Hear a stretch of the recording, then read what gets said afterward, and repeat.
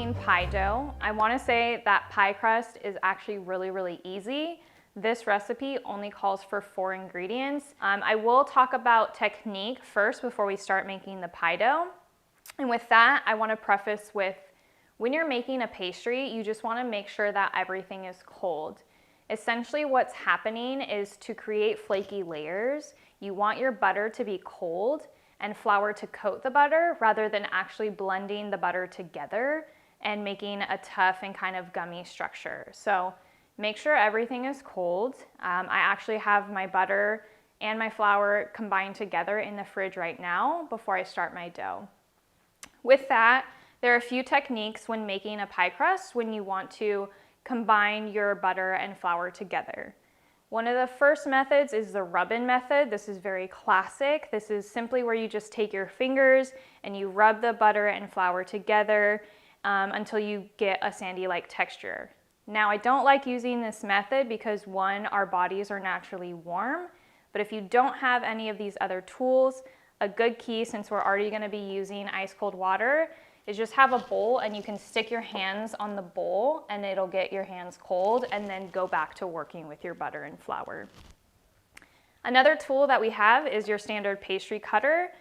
Also, since most of these are metal, I like to stick this in the fridge overnight as well, making sure that everything is cold, and you simply just cut the butter and fat together like this, again, until you get a sandy-like texture. Another method is using 2 butter knives, which is super helpful. I actually like this way a lot. One, admittedly, I don't have my own pastry cutter at my own house, so I have butter knives all the time.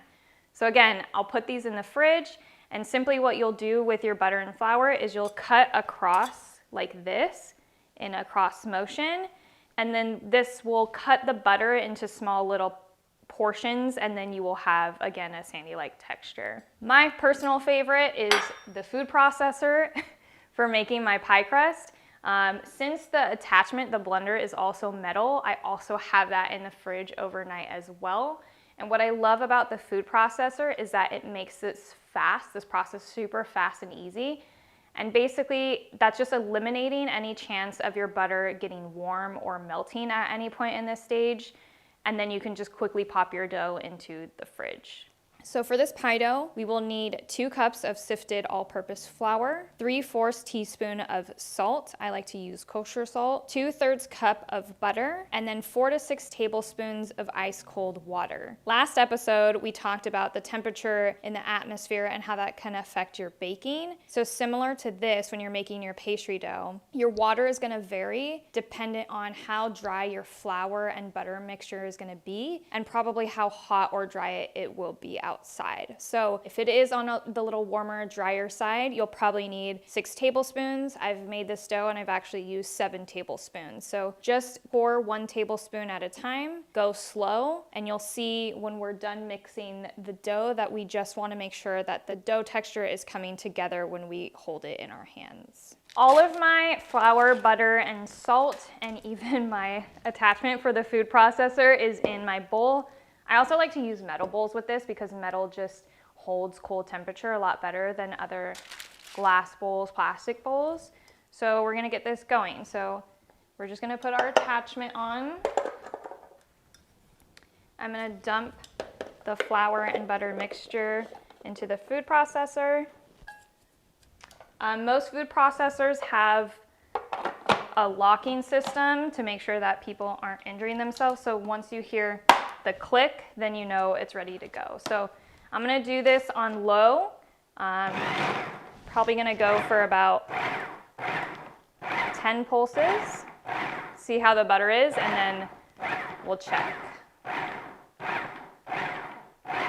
So we still have big chunks of butter. What we're looking for is, again, more of sandy-like texture, so we're gonna have to pulse this a little bit longer.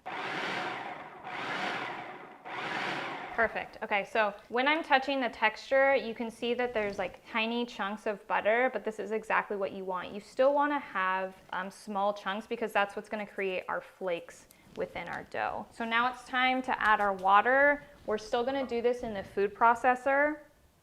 The recipe calls for 4 to 6 tablespoons. Again, depending on the temperature outside is gonna vary on how much water you're gonna be adding in your dough. So I'm gonna start with 4. See how the dough holds together. If I need to add more, I totally can add more going forward. 4. And the texture that we're going for here is when you're holding the mixture in your hand, you just want it to come together. So here's 4. You can already tell that the dough is still a little bit dry. When I try to hold it together, it's still floury, so I'm gonna try to add the 2 more tablespoons and then go from there.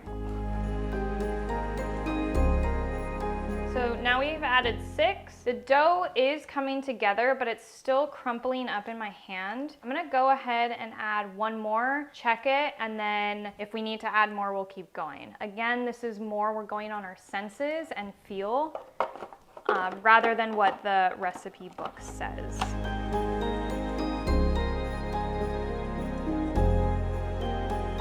Perfect. So now I just took a clump. This is exactly the consistency that we're looking for. I know from the view it still looks like it's floury, but don't worry, we're gonna knead it just a little bit so we can get the butter combined a little bit together, and then we're gonna stick it back in the fridge. Keep your water handy just in case, because if it is still a little bit dry right now, we can always just add a little hit of water if we need to. Remember, when you're flouring a bench or you're kneading dough on flour, when you're putting your recipe onto the floured bench, you're actually adding more flour into the recipe. So for this, we want to go slow with the amount of flour, just so that we're not making our dough really dry. I did say this dough was easy, but it is messy. So we're just going to start working it together. You see that it's starting to form some structure. It does look a little bit mealy right now, but it will come together, I promise.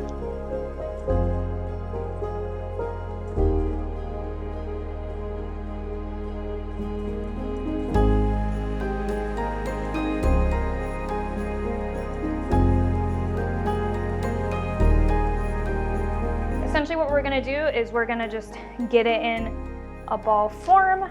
I'm gonna split this recipe in 2, so I'll cut it in half, and then I'm gonna stick it in the fridge for 30 minutes before we roll it out and line our pie pan.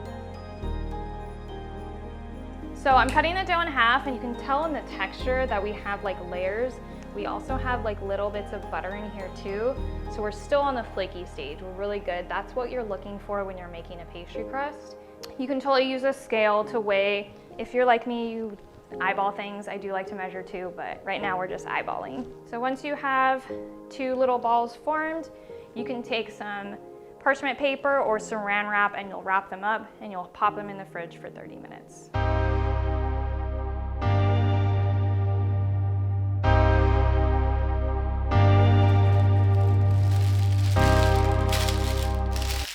Pie doughs.